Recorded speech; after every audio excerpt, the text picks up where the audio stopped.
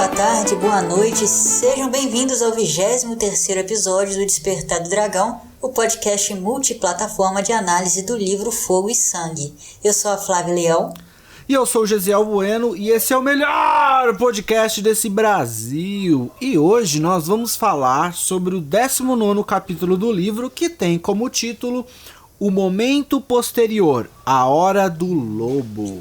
Exatamente, hoje a gente vai começar a analisar o reinado do rei Aegon III, o momento em que a Dança dos Dragões finalmente terminou e os dois lados da família Targaryen foram reunidos novamente depois do casamento do Aegon mais novo, filho da Rhaenyra, com a princesa Jeyraera, filha do Aegon mais velho. Eu acredito que deve ser mais ou menos nesse momento que a série House of the Dragon deve ser finalizada, se a intenção da HBO for realmente abordar a dança, porém só nos resta aguardar para ver. E para não perder o costume, eu quero lembrar que vocês podem entrar em contato com a gente pelo nosso e-mail, contato@despertadodragão.com.br ou pelo nosso site despertadodragão.com.br, através dos comentários ou do formulário, e também pelas nossas redes, Twitter, que é o @despertardragão, Instagram e Facebook, que são Despertar do Dragão.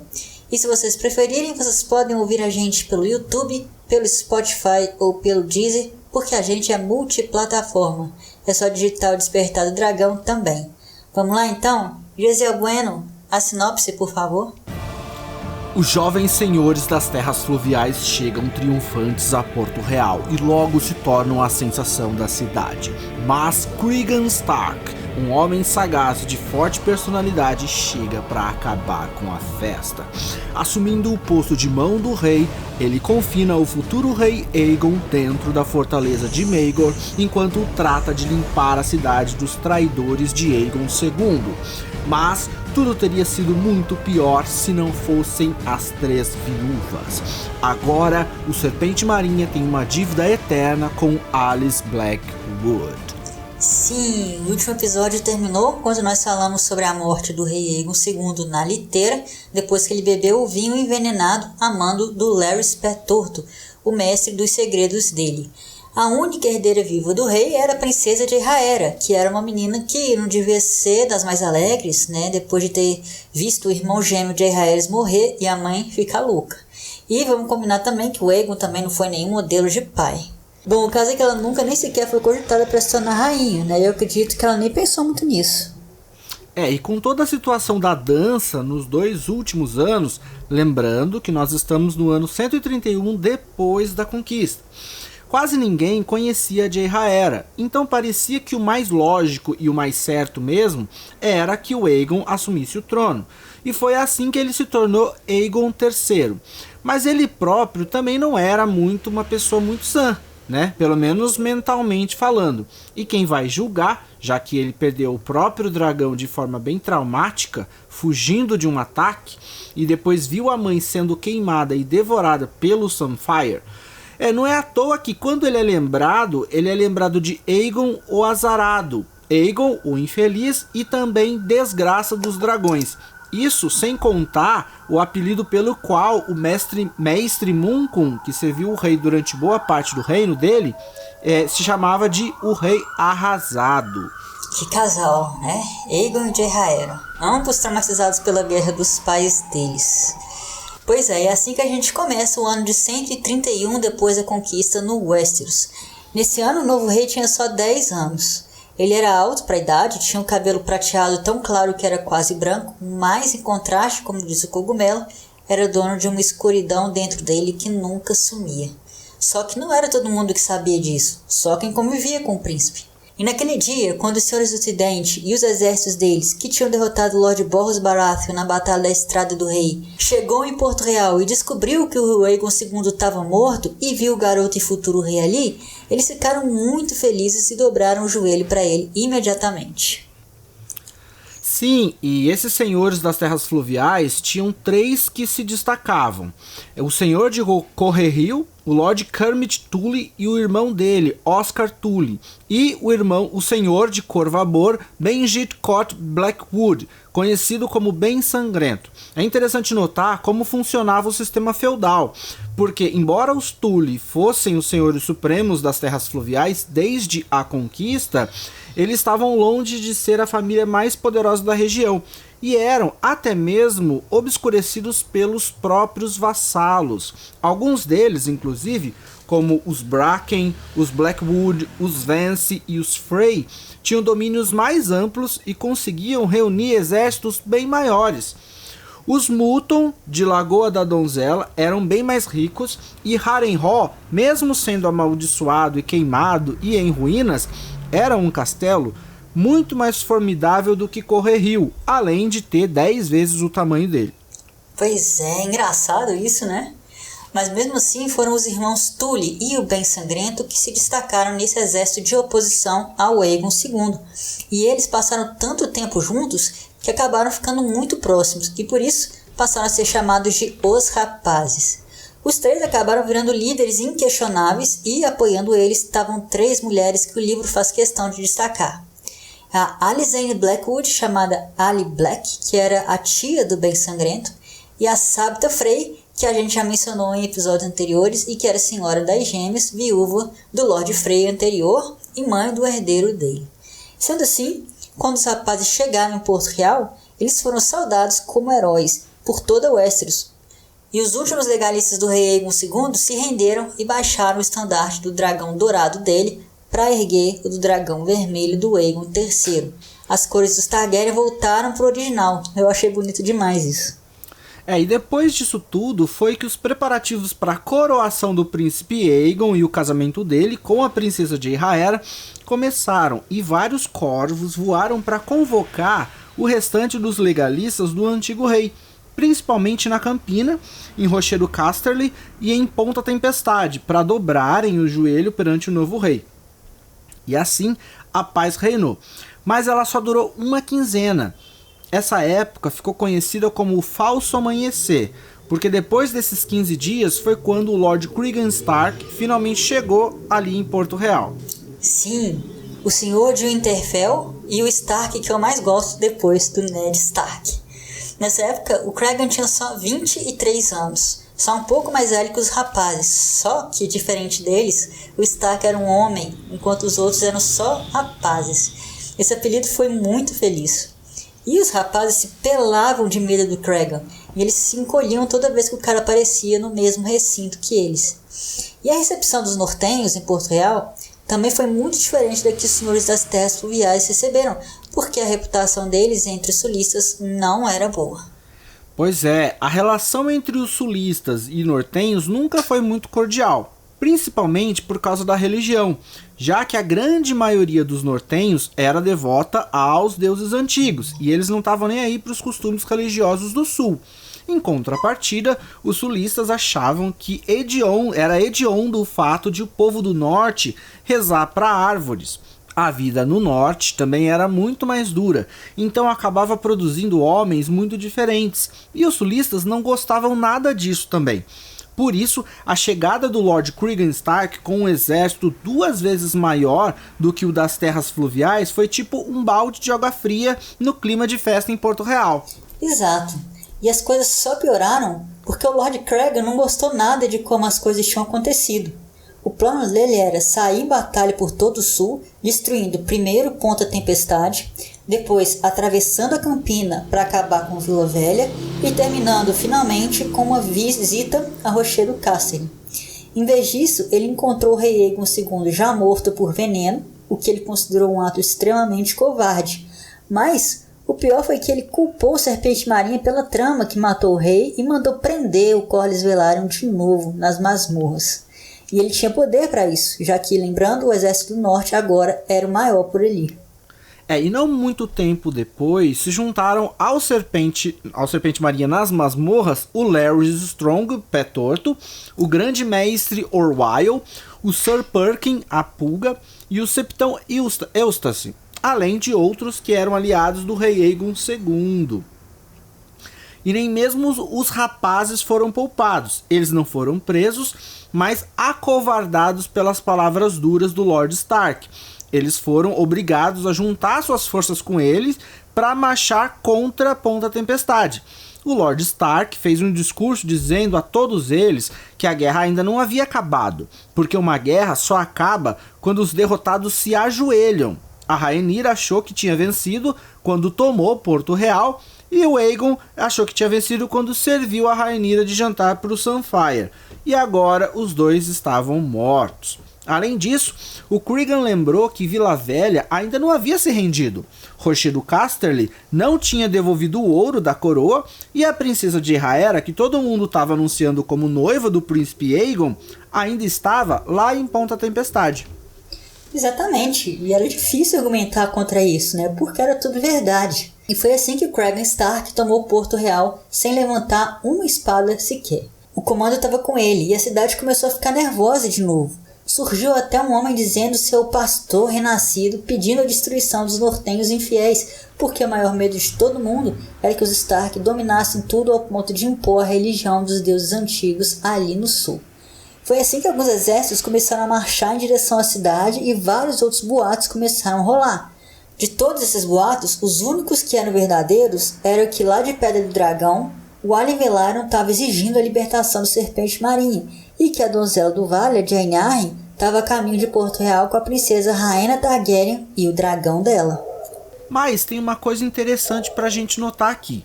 De todos os nossos cronistas, só o Cogumelo estava livre nessa época para testemunhar os acontecimentos, porque o grande mestre Orwyle, a Pulga e o Septão Eustace estavam presos nas masmorras. Foi o Cogumelo que disse, portanto, que, se dependesse de todos aqueles senhores, Westeros ganharia mais 2 anos de guerra. Foram as mulheres que conseguiram segurar as coisas e manter a paz precária daqueles tempos. Sim, a gente está falando de mulheres como aquelas que a gente mencionou agora há pouco. A Ali Black e a Donzela do Vale. Foi com elas que as coisas começaram a se ajeitar. Como a gente lembra, antes de ser preso, o Serpente Marinho tinha mandado vários corvos para todos os antigos apoiadores do rei Aegon II, oferecendo perdão real caso eles fossem até Porto Real, se ajoelhar e oferecer reféns para garantir a submissão. Agora, essas mensagens começaram a fazer efeito. Lá em Rochedo Castle, por exemplo, depois da morte do Lord Jason Lannister, quem estava no comando era a mulher dele, a Johanna, e ela, muito mais preocupada em defender o oeste dos Greyjoy e em retomar a Ilha Bela, que estava sob domínio do Lula Gigante Vermelha, aceitou prontamente todas as exigências do Lord Corlys e concordou em devolver a parte do tesouro real que estava lá em Rochedo Castle, só pedindo em troca que o Lord Tyrion Lannister também recebesse o perdão e que o Trono de Ferro mandasse o Lord Greyjoy voltar rastejando para as ilhas dele e restaurasse Ilha Bela para seus senhores de direito.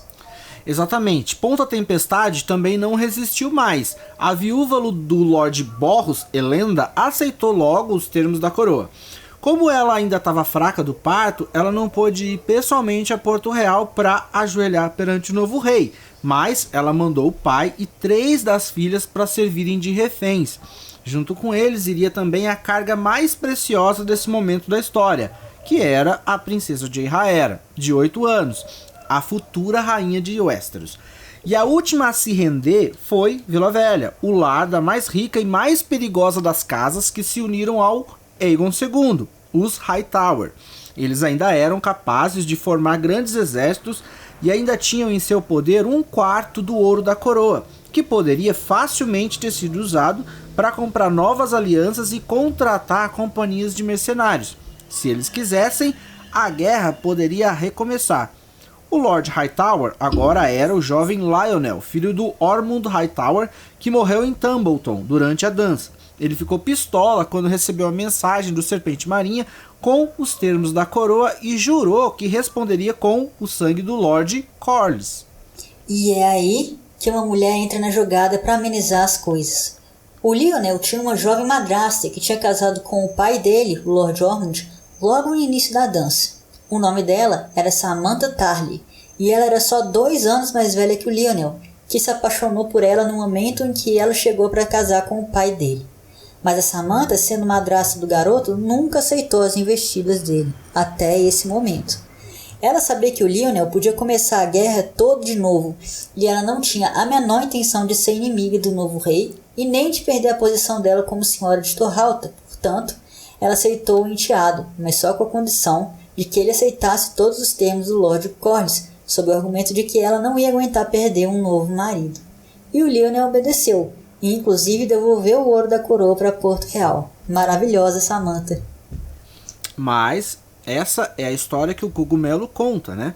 E é a cara dele. Outra versão diz que não teve nada disso, e que o Lionel só não pegou em armas de novo porque os Tyrell, de quem o Hightower era vassalo, proibiu. Essa versão é bem mais crível e provavelmente foi isso mesmo que aconteceu. Mas eu prefiro a versão do seu amigo Cogumelo, Gesiel. Sim, meu brother. Enquanto isso estava rolando, o próprio príncipe Aegon, que ainda não tinha sido coroado, se viu praticamente um prisioneiro, porque os nortenhos não deixavam que ele saísse dos limites da fortaleza de Maegor, onde ficavam os aposentos reais. E quando o garoto confrontou o Lord Stark perguntando por que ele não era livre para ir e vir, o Cregan explicou que era para o próprio bem dele e que a corte não era segura. Ele podia ser envenenado a qualquer momento, que nem o tio. E o Lorde de Winterfell também alertou o príncipe de que a Pulga e o Pé Torto também não eram amigos dele. Mas os planos de Cregan Stark não correram como ele queria, porque as 3 viúvas atrapalharam ele simplesmente porque tinham vozes mais gentis. Além disso, as princesas gêmeas Baela e Rhaena se tornaram tipo uma sensação na cidade. Quando a Rhaena chegou com a dragoa dela, amanhã, o povo de Porto Real ficou todo animadinho. Logo eles, que tinham matado todos os dragões da cidade muito pouco tempo antes. E o Lord Stark não podia prender elas como tinha feito com o príncipe Aegon. E quando elas pediram para ver o irmão, lembrando que as gêmeas também eram filhas do Daemon Targaryen, tá galera? O Cregan não pôde impedir. Porém, quando o Aegon viu amanhã com a Rhaena, ele ficou totalmente perturbado e ordenou que a criatura fosse tirada dali imediatamente. Uma mente totalmente e compreensivelmente traumatizada, já que ele tinha visto um dragão devorar a mãe. Sim, e nesse momento o poder do Cregan Stark estava diminuindo e o controle da cidade também estava escapando das mãos dele. Outro senhor chegou em Porto Real para juntar a voz dele à dos rapazes e da Jane Arryn, e esse cara era o Lord Lewin Corbray. Por causa disso, agora o Cregan Stark se via sozinho contra todo o resto do conselho, mas de uma coisa ele não abria mão: os assassinos do rei não podiam sair impunes de tudo aquilo. Por mais que ele não gostasse do rei Aegon, o Lorde de Winterfell achava que o assassinato dele tinha sido alta traição, e isso ele não tolerava. Nenhum outro senhor do conselho quis tomar parte nisso, e por isso, para poder fazer essa justiça, o Cregan precisava se tornar a mão do rei, e foi exatamente isso que aconteceu. Ele se tornou a primeira mão do rei Aegon III, que nesse momento ainda não tinha sido coroado. Exatamente. E com plenos poderes, porque a gente sabe que a mão age com os poderes do próprio rei, ele ordenou que todos os suspeitos de terem participado do envenenamento do rei Aegon II fossem levados até ele. Os mais importantes desses suspeitos eram o Septão Eustace, nosso cronista, que logo foi liberado por falta de provas, o grande Mace Orwell, que foi condenado à morte por ter fornecido o veneno que matou o rei. Ele disse inclusive que deu o veneno para o Pé Torto e que não sabia para que o veneno ia ser usado, mas o Cregan foi muito severo e disse que o homem devia ter perguntado antes. E o Gillis Belgrave, o membro da guarda real do Aegon II, que tinha aberto a liteira e que primeiro viu o rei morto. Ele também foi condenado à morte. Além deles, mais 3 cavaleiros da guarda real também foram sentenciados à morte, e mais 22 sujeitos sem importância também foram acusados de participar do assassinato. E outro que não escapou, é claro, foi o Sir Perkin, a Pulga.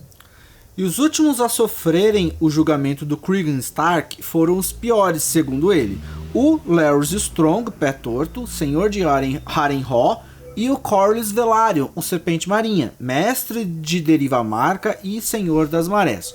O Lord Velaryon não tentou negar sua culpa, dizendo que tinha agido pelo bem do povo, mas o Pé Torto não se declarou nem culpado nem inocente. por isso, a nova mão do rei decidiu que os dois tinham que morrer. Ninguém falou a favor do Pé Torto quando ele foi sentenciado, mas várias pessoas foram pedir pela vida do Lord Corlys, que tinha muitos amigos. Outros ainda tinham medo que o Alyn Velaryon poderia fazer se o Serpente fosse morto. Mesmo assim, o Cregan Stark disse que não iria mudar sua decisão. Então algumas dessas pessoas foram apelar para o próprio príncipe Aegon. Entre elas estavam as princesas Rhaena e Baela, as irmãs dele, que lembraram ao príncipe que ele poderia estar morto se não fosse o Serpente Marinha. E quando elas pediram, o Aegon cedeu e concordou em poupar o Lord Velaryon.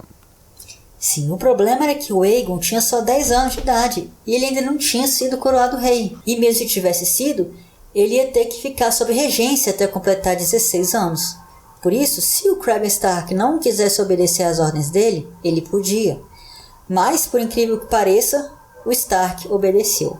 Ninguém entendeu essa atitude do lobo de Winterfell, mas o cogumelo ofereceu uma teoria muito interessante. Nessa época, o Cregan Stark estava viúvo há 3 anos, mas ele se apaixonou pela Alicent Blackwood, a Alice Black, e quando ela pediu com jeitinho para ele para fazer o que o Aegon tinha mandado, ele cedeu em troca da mão dela em casamento. E foi assim que o Serpente sobreviveu. Mas todos os outros que foram julgados e condenados foram lá para sofrer a sentença.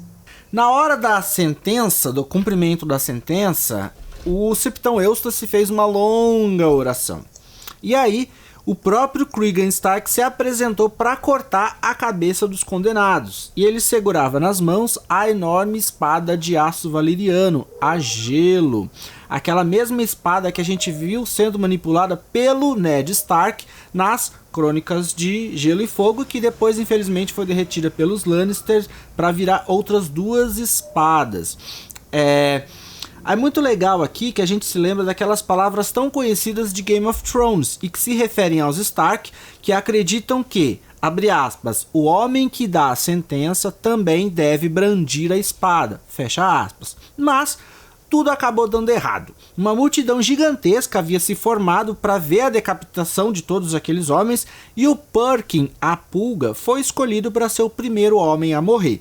Quando o Cregan Stark perguntou para ele se ele tinha alguma última palavra, a Pulga disse que queria vestir o preto e ir para a muralha. E a sorte dele foi que o Lord Stark sabia, lembrando que o Lord Stark, né, é de Winterfell, né, e eles ficam ali perto da muralha, eles sabem as necessidades da muralha, e ele sabia o quanto a patrulha da noite precisava de homens, ele levava isso muito a sério.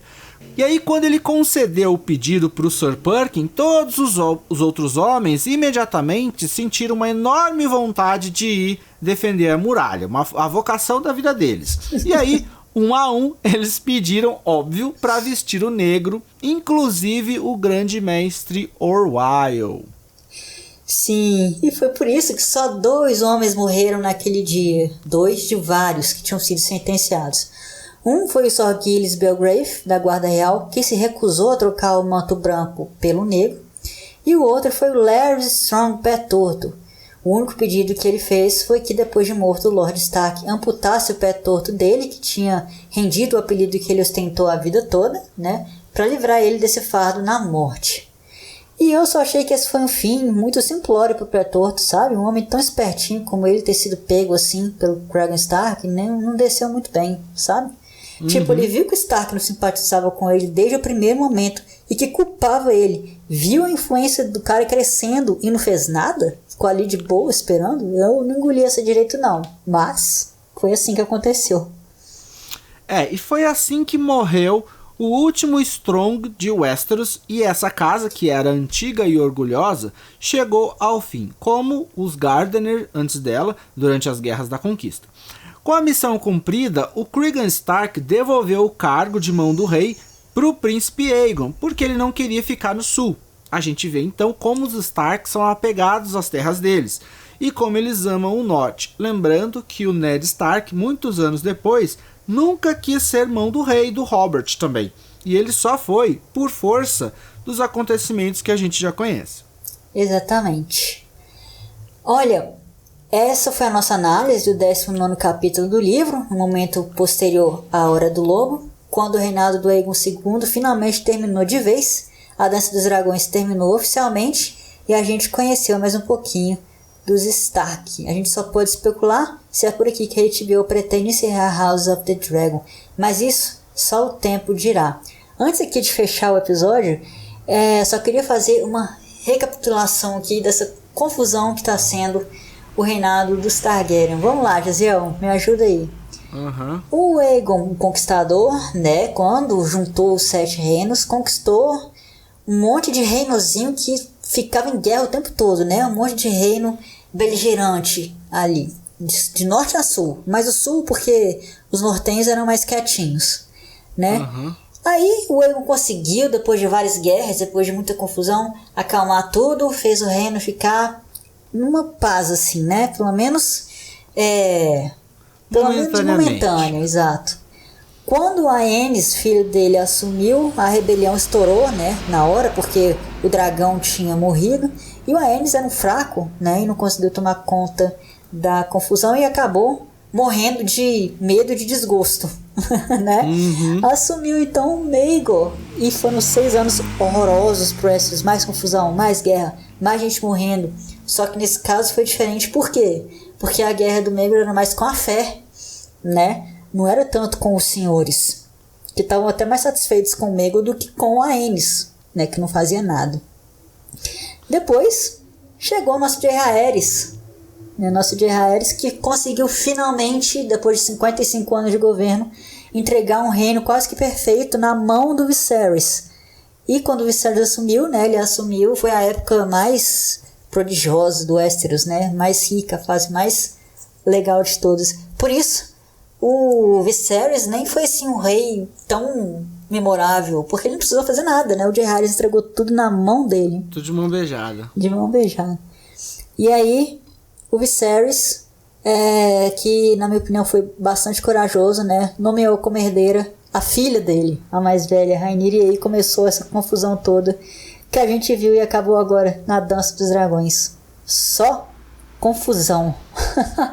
Só confusão, exatamente. Mas, pois é, pra vocês verem como é que é a história desse Westeros. E é tão legal, né? A gente só fica vendo essas tramas aí e se divertindo com isso. E torcendo pros dragões. Torcendo pros dragões, pois aí, sofrendo quando eles morrem. Tadinhos, que raiva. Qual reino que você torce? Dos dragões. Exatamente. Qual a casa preferida? Dragões. Exatamente. Balerion pro Trono de Ferro, não é isso, Gisele? Oi? Balerion pro Trono de Ferro, não é isso? Exatamente, Balerion pro Trono de Ferro. Tá certo, então. Bom, pessoal, então se vocês tiverem alguma dúvida ou pergunta, ou quiserem comentar esse episódio, entre em contato com a gente pelo e-mail, pelo formulário do site, pelas nossas redes. E não se esqueçam de espalhar a nossa palavra por aí e recomendar nosso podcast, beleza? Daqui a 15 dias a gente volta com mais Despertar do Dragão pra vocês. Até lá, Valar do Jaehaerys. Valar Morghulis.